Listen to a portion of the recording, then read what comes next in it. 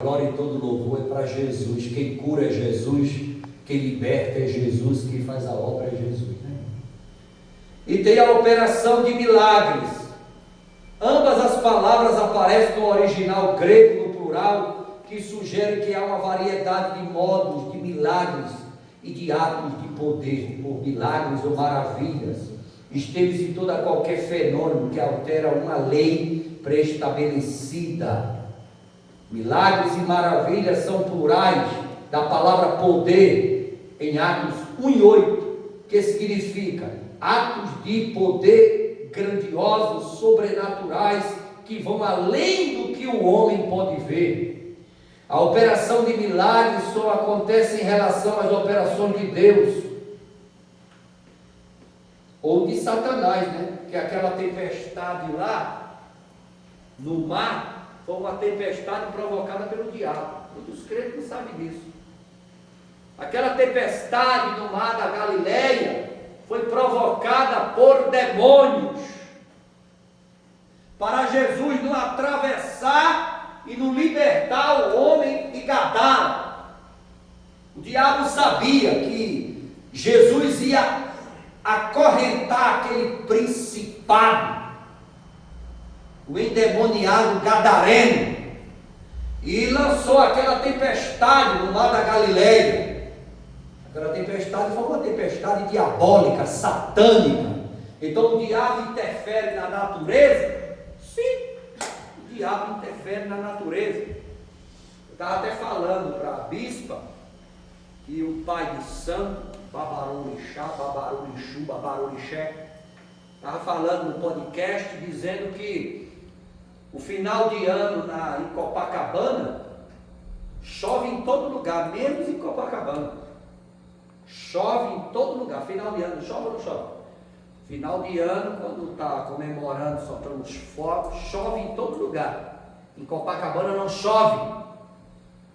Disse que em Copacabana, as autoridades do Rio de Janeiro convocam 3 bruxos da África, que vai lá e faz lá o sacrifício de...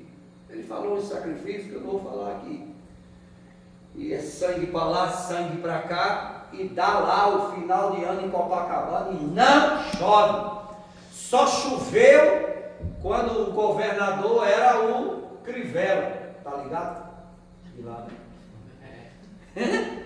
Quando era o Crivella choveu, 4 anos de governo, porque ele proibiu contratar o diabo para fazer parte. Mas tirando esses 4 anos, pode olhar na meteorologia do Rio de Janeiro, Copacabana, não chove. O diabo interfere na natureza ou não? Interfere. E tem crente que pensa que nem tudo que está acontecendo na natureza, aquele vento, aquele tufão, aquele negócio, às vezes é de Deus. Às vezes aquela tempestade é provocada pelo diabo. E o que é esse dom de operações de milagres, maravilha? É quando o crente interfere na natureza. Contei aqui, e não me canso de repetir, o pastor no Nordeste do velho e querido Pernambuco fez uma campanha de oração para chover, porque estava se acabando tudo com a fome, o gado morrendo. Ele convocou a igreja, a Assembleia de Deus, a partir de hoje, oração para chover. Amanhã a gente começa a campanha. E o porteiro está lá, chegou a irmã com a sombrinha. E o porteiro olhou e falou: ué, irmão, para que essa sombrinha? O pastor disse que hoje vai começar a oração para chover? Sim, a oração começa hoje, irmão. Mas sempre tem Tomé, né? Mas a senhora já veio com a sombrinha? Meu filho, vou sair daqui debaixo da chuva. Será que tinha fé? Só basta uma mulher dessa, dentro de uma igreja, só basta uma. E ajoelharam e começaram a fazer a oração. Antes que terminasse a primeira oração da campanha, começou relâmpago, trovões, e caiu uma tempestade. E a irmã olhou para o povo da igreja e disse: fica aí que eu estou indo para casa. Eita Jesus! Tem crente que crê mesmo, viu? Mas crê. Isso é fenômeno da natureza. Operação de milagres e maravilhas é quando mexe com os fenômenos da natureza, esses atos de poder de Deus que inflige a derrota de Satanás, poderia incluir um juízo de cegueira sobre Limas, o mágico, também, a expulsão de demônios, também pode ser classificado como milagre resultado de operação divina e cura de determinadas enfermidades para as quais ainda não existe remédio, como por exemplo, certos tipos de câncer, também entra na classificação de milagres e maravilha, alguns tipos de cegueira, surdez, mudez e determinado tipo de paralisia. Aquela mulher mesmo da Samambaia, surda e muda, ela não está na classificação de cura de enfermidade, não. Aquilo ali é operações de milagres e maravilhas. O cego, que eu vi, ele vê milagres e maravilhas. Então, existem uns tipos de, quando você ora por um endemoniado e ele é liberto, milagres e maravilhas. Então, existe a distribuição dos dons e os seus significados, e a realização dos dons para que ele serve, aonde ele atua. Irmão, é a multiforme graça do Espírito Santo de Deus agindo na vida do crente. Um dia a gente estava pregando, ela está ali na live, irmã Julieta, está ali na live, irmã Julieta. Hoje é dirigente de ciclo de oração. Vamos dirigir um culto lá na casa dela, filha de menina, a irmã Julieta. O irmão Manuel, hoje esposo dela é crente também, congrega lá na Miranda, no Alto das Pedras. Ela dirige um ciclo de oração lá. O marido dela falou: a gente montou tudo, irmão, na frente da casa dela assim, levamos a bateria da igreja, levamos tudo. Quando monta tudo, o céu fechou assim, e começou aquele espinho desse tamanho. Sabe aquele espinho desse tamanho?